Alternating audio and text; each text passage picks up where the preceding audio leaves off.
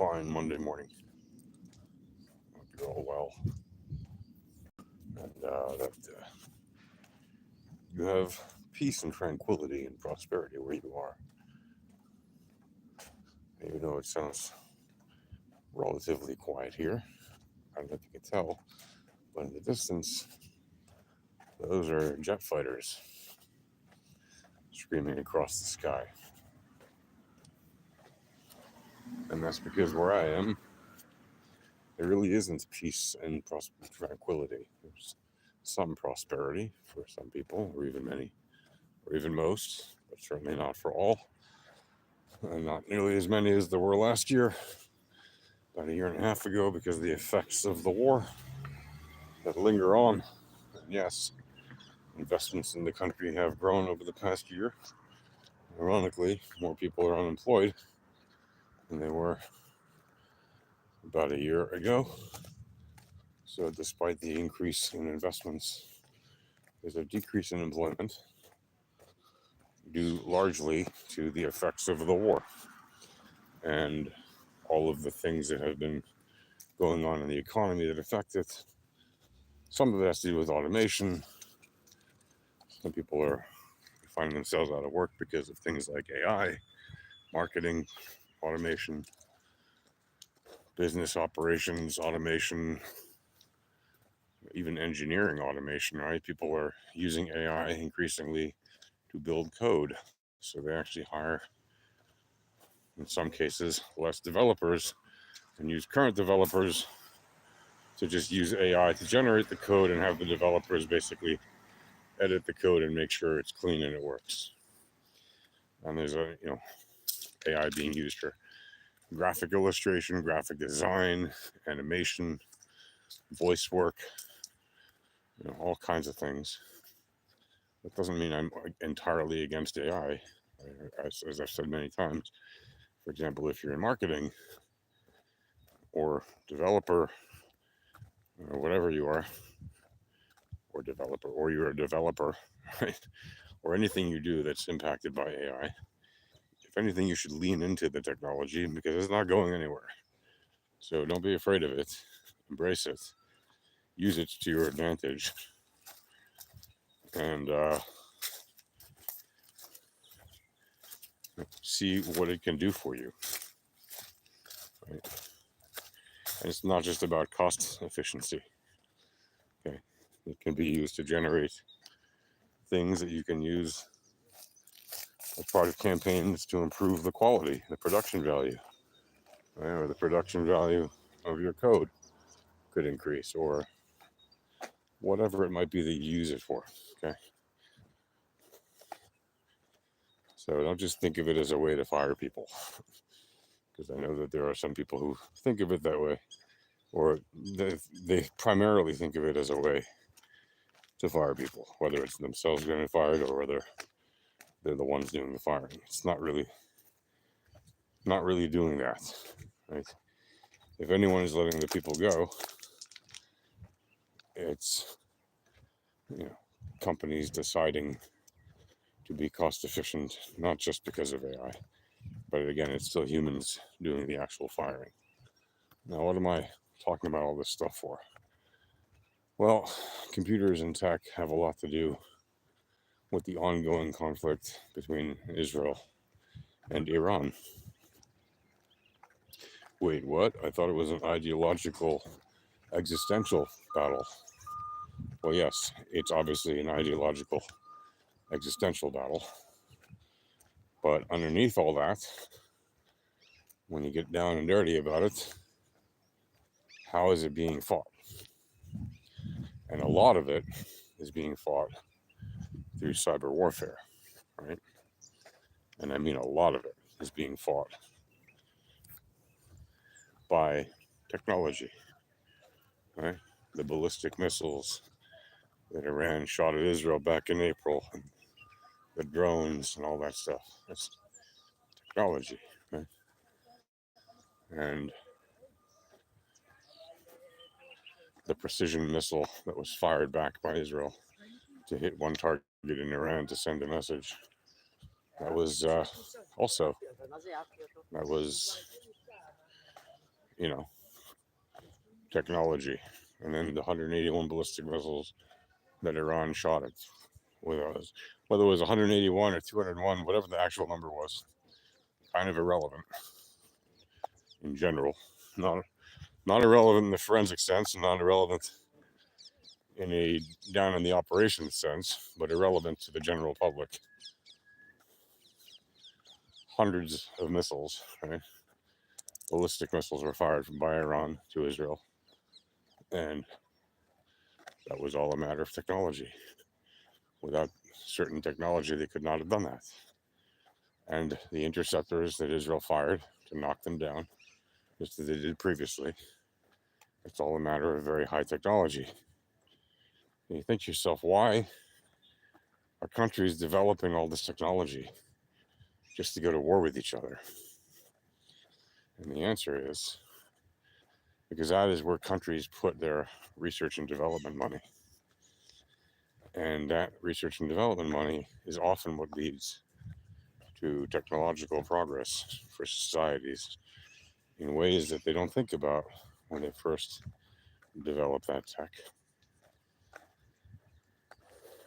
Like, for example, Velcro, right, was invented for manned space flight, invented by a French man named Velcro, actually. So, all kinds of things were invented for manned space flight that benefit us today in society that simply would not have existed had JFK not decided that America would put a man on the moon by the end of the decade during the 1960s. And by the way, had the presidents that followed him not continued in his quest to do so, because obviously Kennedy was not alive to see man land on the moon, since he was taken out by a man using another piece of technology and a firearm shot from the non-ground floor of a book depository in a building, which again is built with technology. And you can say, well, buildings are just made of bricks and stuff, bricks and steel. Yeah, well, bricks and steel use technology. So all of these things that have literally built up our societies use technologies, right? And so the question is, why do countries compete, using technology to kill each other rather than technology to collaborate and cooperate and prosper together? So it used to be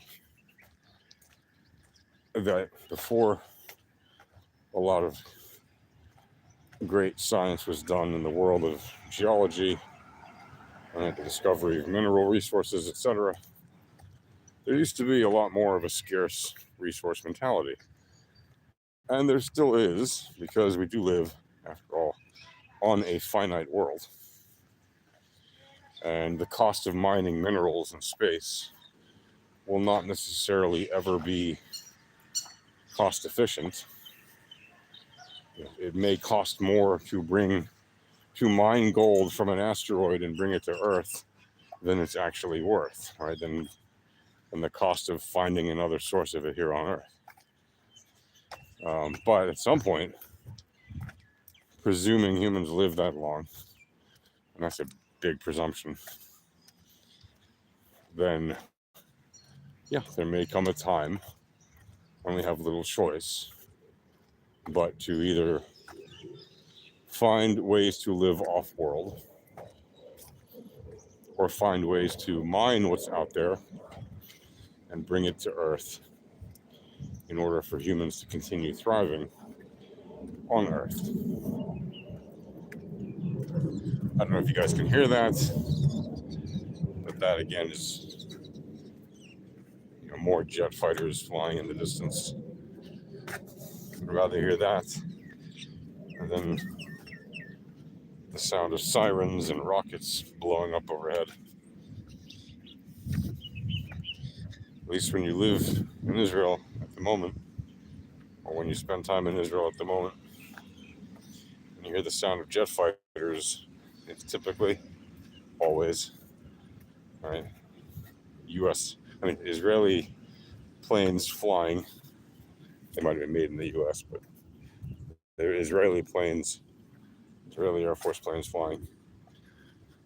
Once every couple of years or so, there's usually a drill between the US and Israel where they fly together over Israel for like a day. But 99.9999% of the time, it's your planes flying over Israel. It's either civilian aircraft, or in that case, when you hear big jets, it's the Israeli Air Force. And if anything, they're protecting our skies. So that is a good sound to hear. And the problem is, it's an unfortunate sound because it's an unfortunate necessity. Because if we lived in a country, if Israel was a country that didn't need to defend itself like this constantly, that would be better, in my opinion. Now you can argue, well, military R&D has advanced the technological state of development of Israel, but it's certainly a good point. But to that I would say, I would still rather have less technology and more people alive. But unfortunately, those who would have us all dead, that's to say our enemies, they don't give us that choice. We can't just stop developing and hope and pray that they'll let us live in peace. That's not going to happen, right? They certainly weren't being nice in 1948, 1949, when they killed off the 1%. One out of every 100 Israeli was killed during the independence war between Arab and Israel. Literally 1 out of every 100 Israelis died, which is a lot of people for a society to lose, especially in the year that it was founded, right? In the 9 months after it was founded. Right? Which, by the way, Israel was founded in the spring of 1948, in May. And guess what? The very first Yom Kippur that happened, and Rosh Hashanah, and Sukkot, and Simchat Torah, and Hanukkah, they all happened, and all the holidays that happened in the late spring and summer as well, they all happened during the war. So it's not like being attacked on Yom Kippur is necessarily new to Israel. The reason that the 1973 Yom Kippur War is called the Yom Kippur War is because the Arabs launched their attacks on that day, meaning they started that war on that day. And if you're wondering, once upon a time, like back then, Iran and Israel were actually allies. Yeah, like allies. Right? Meaning they didn't fight each other, and they had diplomatic relations to some degree, and there were Israelis living and working in Iran. It was quite normal, the relations. But then, unfortunately, in 1979, when the Iranians had the revolution, they decided that they wanted to point fingers to blame for all the wrongs in the world. And they didn't just point it at the king the Shah that they overthrew. Right? No, they pointed it at the United States and at Israel. Those are the ones to blame. So Israel's response to what happened now really is just a derivative of everything that's happened since that 1979 revolution. It's just an ongoing back and forth, long game, an excruciatingly unpleasant game of real world chess that involves real people that are getting really hurt or offed. Right? And it's unfortunate. it sucks that people are losing their lives because of ideology. There's just no other way to say it. And it sure would be nice if that didn't happen. But we live in the world that we live in, not the world that we want to live in. Like, we don't live in the ideal utopia that we dream of happening someday. We live in the reality. You can work towards that ideal utopia you want to live in someday, but by definition, if it's a world you want to live in someday, that means it's not here yet. So we have to keep striving for it. In the meantime, Israel has to defend itself against a much, much, much bigger country, Iran, that has tremendous resources at its disposal. Even if you think, oh, it's just a broke country and all they have is oil. No, they actually have a lot of really brilliant people, and used for the wrong reasons, they can be a quite potent and dangerous foe. But at the same time, a huge percentage of people in Iran do not agree with what their government is doing, like at all. And they would very much like to see that government stop doing what it's doing. In fact, many of them would even like to see that government replaced so that they can establish normal relations with the world again, right? But that isn't something that's easy to do, apparently, because for the past 45 years, they've been stuck not able to get rid of that Iranian revolution that has taken over their country. And hopefully someday Iran and Israel will be at peace again and live prosperously again at peace and stop these decades of fighting that are unfortunate and basically unnecessary if one side could accept the other. You know, the Iranian Revolution does not accept the existence of Israel. Israel was not the country that came out and said when the Iranians had their revolution. Israel didn't come out and say, "Well, we must abolish Iran now." No, Israelis just left Iran because it was made clear to them it's no longer safe for you in Iran. Okay, so they left. And then what did Iran do? They just kept attacking Israel and finding ways to do it through all these different proxies like Hezbollah in Lebanon for decades and decades. And eventually also they were funding Hamas in Gaza, and then the Houthis in Yemen, and plenty of other crazy groups that keep attacking Israel. So the question is, what is Israel going to do, if anything, in response to Iran and its endless vicious attacks that are just designed to destroy Israel? That's literally their goal. They want to destroy Israel and then destroy America. Brilliant goal, right? How inspirational. What is your goal in life? I want to destroy things. I mean, it's insane. And yet you have an entire nation that's captured by this ideology and is unable to shake that off. It's completely crazy. Israel, a tiny little country that has built incredible things in the past 74, 75, 76 years, and is just trying to get along and live in peace and prosperity next to its neighbors, but endlessly under attack by insane ideologies that are just bent on destruction. So what is Israel's response to these countries? We're going to keep doing what we have to do. That's what Israel is saying and doing. And keep doing what we have to do to keep our people safe and to fight against the Israelis, to fight against the ideologies that seek to destroy Israel and Israelis.